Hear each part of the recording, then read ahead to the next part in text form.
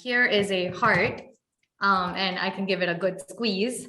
So in a real surgical rehearsal, this heart, if it was cut into, actually has all of the internal anatomy as well as a defect that was derived from the patient's imaging data sets. And then also it can be perfused. So if they were to cut into a structure that was critical to this procedure and create a complication, they would be able to experience that on the rehearsal, during the rehearsal on the pre-sure model ahead of the curve.